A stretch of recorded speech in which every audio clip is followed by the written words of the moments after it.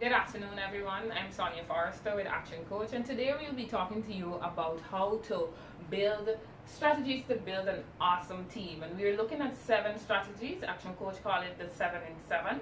First strategy that we are going to talk about today is competency. Now, competency is something that every team looks for. Each manager, each company, they want to hire people who are competent. So you must ensure that you have the job descriptions that would attract competent people to your company.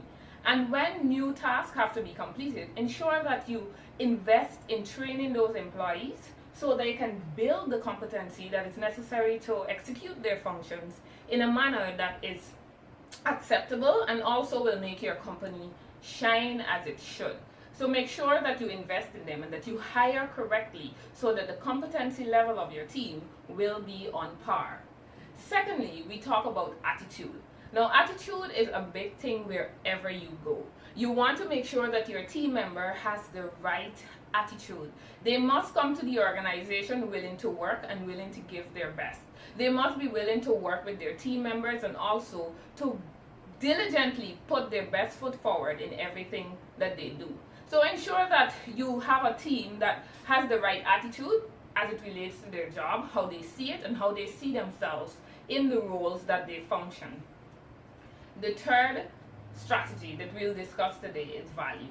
When we talk about values, we want to build a team that has credibility. We want to ensure that the members of our team have the right moral values that will take the team forward. You must never have to worry that if you lose this particular team member with your clients, that they will deliver in a way that will embarrass you and the company.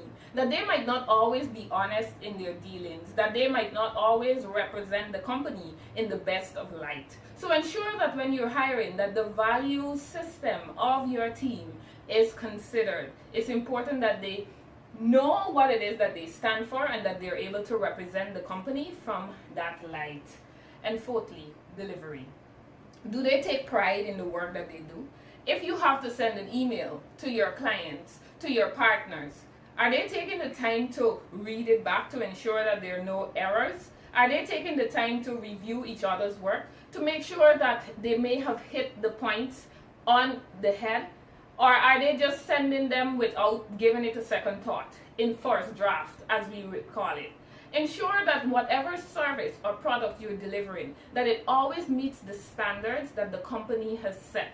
Because your delivery, the image that you present out there, must always be one that well represents who you are. And we can look at the 5th strategy, ownership. Now, ownership talks about you owning the ship. In the case of your employees, how are they seeing the organization? Is it just that they're coming to work to get a salary? Or do they see themselves as a big part of the whole picture?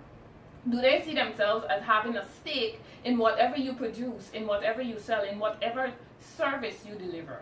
And one of the ways that you can ensure they do that is by having them interact with your customers.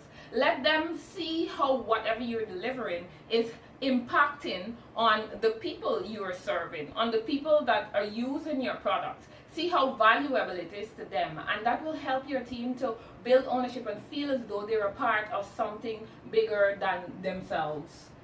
6th strategy, dynamic. You want a team that is dynamic. I have reviewed many applications, and in them, the applicants always talk about how dynamic they are.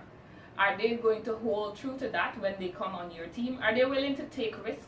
Do they have an open enough mind to explore situations, or are they always coming to you and saying, no, this can't work, I don't know how, but it can't work? Work on building that dynamic environment by ensuring that you as the business owner or you as the team leader encourage persons to come to you with their ideas. Let them know that it's okay to express themselves and their ideas. It might not always be right, but they must know that you're open to hearing it in the first place. That will help them to be more dynamic, and you might see a different side to some of the people on your team. And finally, development. How much are you working towards the development of your team? How much are you investing to ensure that they are at the standard that you need them to be? Many times people think about if managers and team leaders, if they train their team members and they leave, what will happen? But there's the common saying, what if you don't train them and they stay? How many of your team members are open enough to attend training sessions and to be a part of activities that can help them learn and grow?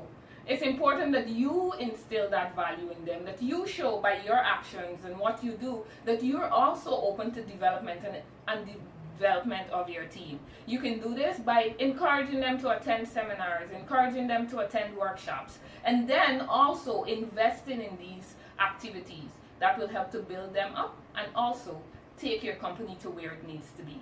So these are the 7 and 7 that we want to present to you today, and we hope that these strategies are used to the best of your organization ability. We are here for you, and we wish you all the best in all that you do.